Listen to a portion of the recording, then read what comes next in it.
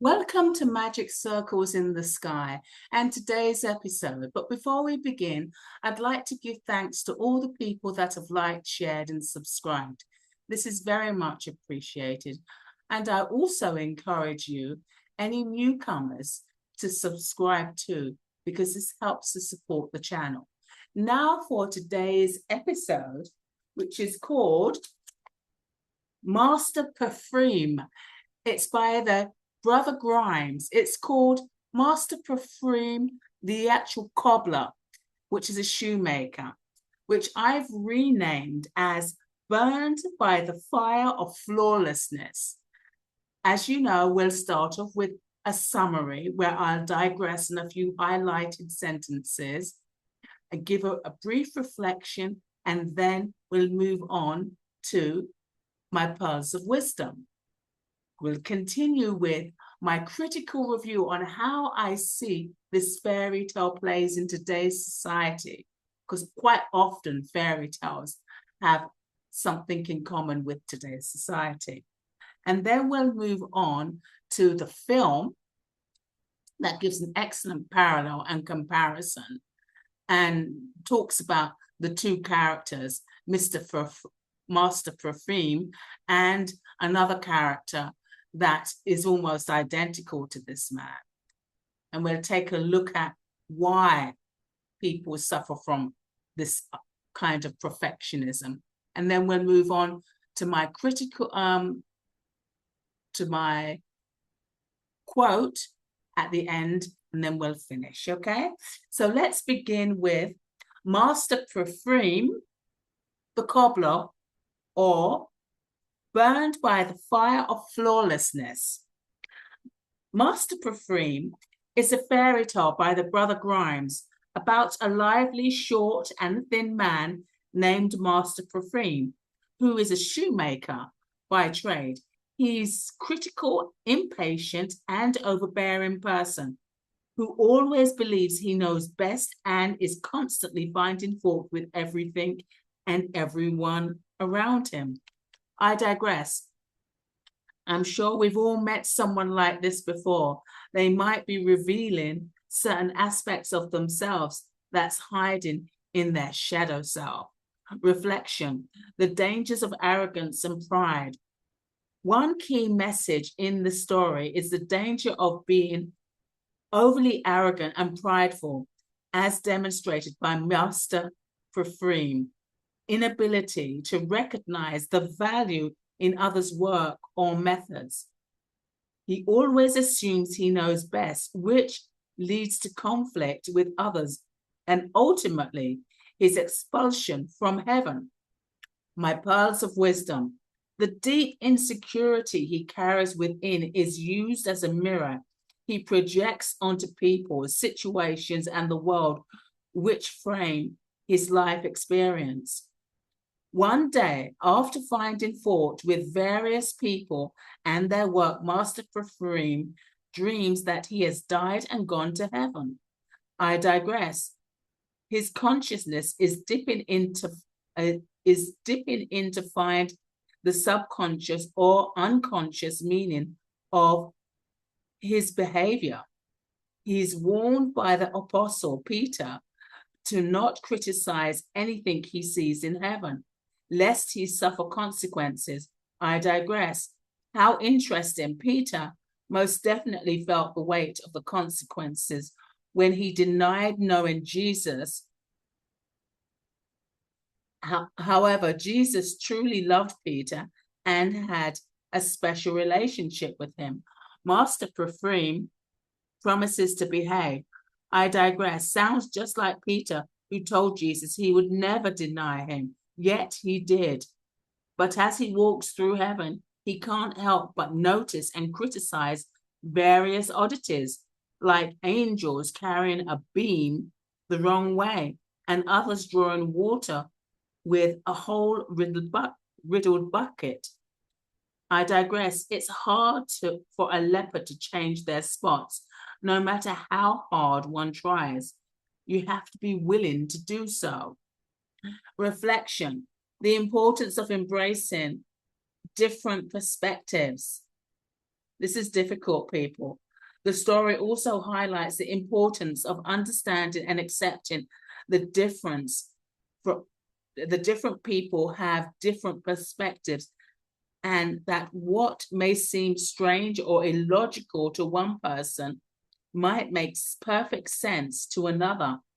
In heaven, Master Perfume is confronted with situations that defy his earthly logic, but serve a purpose in the heavenly realm. By learning to accept that there are multiple ways of viewing and approaching situations, one can foster greater empathy and cooperation. Pearls of wisdom. There's a quote that I love: embrace people's similarities and recognize their difference. I saw this in a business book, and I think it's really important when it comes to dealing with people and different cultures. He becomes particularly incensed when he sees a cart stuck in a hole, loaded with good wishes. 4 angels come to help, but they harness the horse in an unconventional way, with 2 in front and 2 in the back. Unable to contain his frustration, Master Perfume criticizes the angels and is promptly thrown out of heaven. I digress. Master Perfume seems to become extremely insecure if situations and results don't come together in exactly the same way he would do. Heaven is an unconventional place, to say the least. Reflection. Leaving one's insecurity blanket. In heaven, Master Perfume is confronted with situations that defy his earthly logic, but serve the purpose in a heavenly realm. By learning to accept the multiple ways of viewing and approaching situations. Pearls of wisdom. Fear holds us back from experience our fullest potential, and it's only through our mistakes that allows us to do this. Yes, you have to learn through mistakes. You can't just arrive at a genius outcome. You have to learn through mistakes.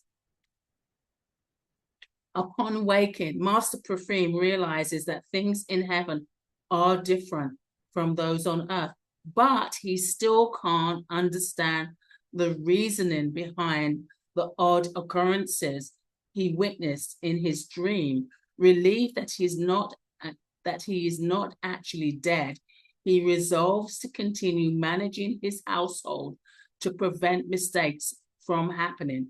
I digress. The master doesn't understand one has to adapt to life's irregularities. Life isn't as cut and dry as the master would like. There are many gray areas. Reflection. The consequences of constant criticism. Master Perfume constant criticism and fault finding not only creates conflict with others, but also prevent him from fully enjoying his experiences. Does this man ever enjoy life, including his dream of heaven? His inability to restrain his critical nature ultimately leads to his banishment.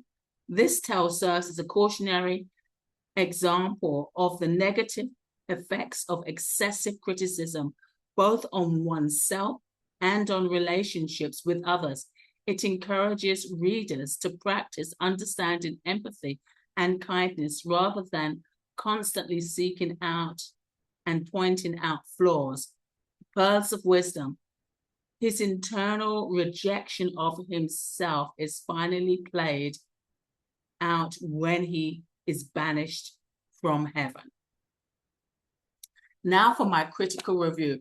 This is a very interesting fairy tale for me because it, in a lot of ways, it triggered me because it brought up a lot of stuff in my past life and in my shadow. Now that I've been working them through as well. So my critical review on how this fairy tale plays in today's society. Master Perfume is one of the lesser known Grimes tales, but is a powerful one. The story centers around A sharp-tongued cobbler who is extremely critical and argumentative, is always right but never kind. This is the juice. This is such a shame. It's obvious he's hiding behind the fears he has about himself, and maybe the pain of past judgments, etc. This story reminds me of my shadow side of being incredibly judgmental in my attitude towards myself. That's how I was raised. I was raised by very, very judgmental people, judgmental towards me. So I developed this type of attitude. It was damaging to my well-being, but this is how I was raised, based on my uniqueness. There was something that was unique about me, and so people attacked me. Even when he gets to heaven, his nitpicking nature causes trouble. The tale is ultimately a cautionary tale about pride, self-righteousness, and the limits of moral perfectionism without humility or grace. Perfectionism is a condition that wears and tears at our self-esteem into a pool of self-doubt and unhappiness at not being good enough. You know, this type of critical, harsh judgment, people are always looking for approval. This is what it really boils down to. As the story unfolds, Profreem critical nature creates chaos everywhere. At first glance, this may seem like a cautionary tale about arrogance, but beneath it, I see something else, a deep insecurity wrapped in moral perfectionism that one cannot live up to. It's a standard that one cannot live up to, and they will ultimately fail. A longing for approval, proof, and his existence, and to prove that his existence matters, even if that proof must come in the form of being right. See, I'm right. You need me. What I say is just. What I say is good. You all need me. You all need to approve of me. I need your approval. So there's this film, which is really interesting. It's a fairy tale that shines the light on modern life too. Master Profreem and the Menu, which is very interesting film. The theme is centered around the fragile ego behind the righteousness and the critique. The Menu is a modern mirror. I recently watched The Menu. It's a 2022 film that left me thinking for days. It's a psychological satire set in the world of the elite of dining, my goodness, where a small group of wealthy guests gather for an exclusive tasting experience prepared by a world-famous chef, Julian Slowik. Chef Slowik is meticulous, brilliant, and utterly in control of everything. But like Master Profreem, he is hollow inside. His life, once full of joy and creation, has become a performance, one where critique matters more than connection and perfection matters more than people. His guests aren't there to experience. They're there to judge. And so he is. So is he. Every dish is a weapon. Every course, a statement. Behind his stoic genius is a man who is tired, joyless, and quietly unraveling at the seams. The common thread, when righteousness replaces relationship. What struck me is how both characters, the cobbler and the chef, live trapped in the same emotional prison. They are respected, but not loved, feared, but not trusted. And at their core, both are deeply insecure and in need of the very thing that they, in some ways, pretend that they don't need. They need love. Master Perfume uses the moral sharpness to hide a soft, bruised underbelly, afraid that without being right, he might be unseen. Chef Slowick uses culinary mastery to control the narrative, afraid of ever being ordinary.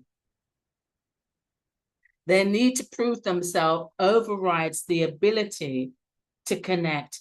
And in the end, both find that the world becomes smaller, colder, and more lonely the longer they cling to their need for control.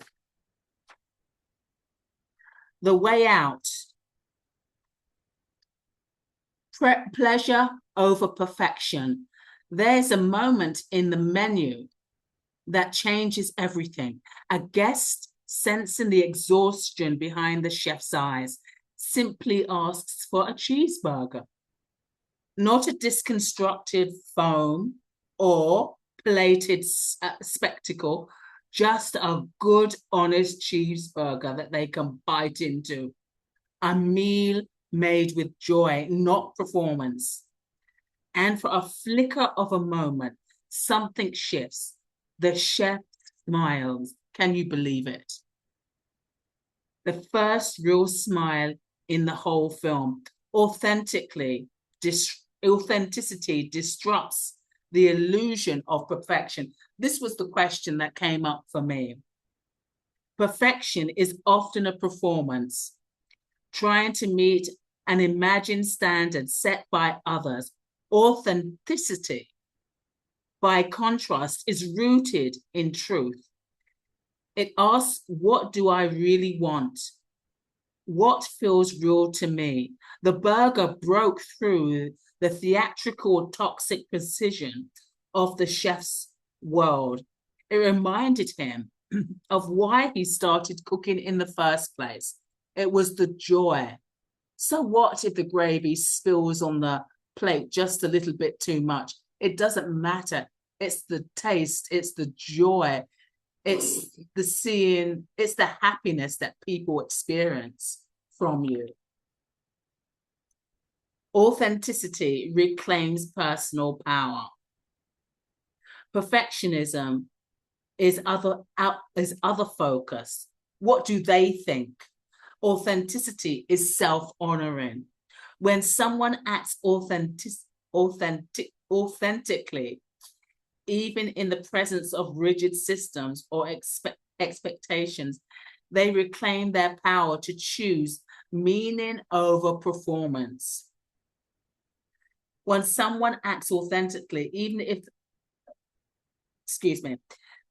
Number 3, authenticity is what perfectionism is trying to achieve, but in reverse. Perfectionism tries to control the outcome to avoid rejection or shame. I sense this is what both men are deathly afraid of, but they really want to be is accepted in our wholeness. Authenticity does that without control. Yes, with authenticity comes a sense of freedom as well. And then there's some other points, in art, authenticity connects, perfection impresses. Yes. And then you can go into the whole idea. What's the purpose of art in the first place? What's the purpose of communication in the first place? They're all about making a connection. And if you happen to impress people as well, that's good. But the most important thing is the connection. And last but not least, I'll go on to my trigger points. Now, these fairy tales for me are so riveting and interesting because they trigger me in positive ways, but they also trigger me in negative ways. My first trigger point is how I spent a joyless life as a dancer. I was a dancer in New York. And just like this chef, I loved dancing at first. He loved cooking at first. He loved serving people. But it became this sort of virtuoso performance. Everything had to be perfect. And if I made a tiny mistake, some of that also had to do with my family and how I was raised. And my mother wanted to be a dancer. She wasn't a dancer. I became a dancer, even though I wanted to be a fashion designer. But it doesn't matter. Both professions are artistic, and it's both about precision. And I was really quite unhappy. If anybody gave me a compliment, I couldn't accept the compliment because I just beat myself up all the time. And when I stopped dancing, I had to stop dancing because I wasn't well in my joints, in my body. And I had to stop dancing. And I think that's when I allowed myself to experience just a little bit of joy. And it was unfortunate. I was only able to recognize my real talent as a dancer upon reflection after I stopped. I couldn't receive or allow myself permission to accept compliments, as I said. It was wrapped up in insecurities, judgment, and self-hatred. How am I slowly learning to realize my authentic self without trying to impress anyone? Well, I don't have to impress anyone. I think the idea of us continuously feeling as though we have to impress someone is because we're deep down looking for approval. We're looking for somebody to approve of us. Am I good enough? It's the same way with my father. And Spirit told me when, I was, upset that I was the one that had to, forgive my father. And he said, Spirit said, you're doing it for yourself. You're not doing it for him. You don't need him. You don't even need his love. You certainly don't need his approval. Maybe you needed the acknowledgement, for him to acknowledge that he has 3 daughters, not 2. But you don't really need him. You don't need his approval. You are more than good enough. And so that's what I'm learning to do. I'm slowly learning to realize my authentic self without trying to impress anyone. I'm learning to stand in my power, stand in my light, and not be ashamed of it, which is once you stand in your power and you feel comfortable in your power, there's no need to try and impress anybody. Simply no need to do it. Okay, so the last part of this. So to bring it to full circle, in the menu, the guest doesn't just ask for food. She asks the chef to return to himself, just like Mr. Perfume. Why don't you just return to who you are? Like I've returned to myself too. That is what authenticity does. It reminds us of being real is more nourishing than being flawless. Sometimes the most revolutionary thing we can do in a perfection obsessed world is to ask for something real. The burger wasn't just a meal. It was a moment of remembering. Let your life have those moments. Let people meet the version of you that doesn't need to impress and just be.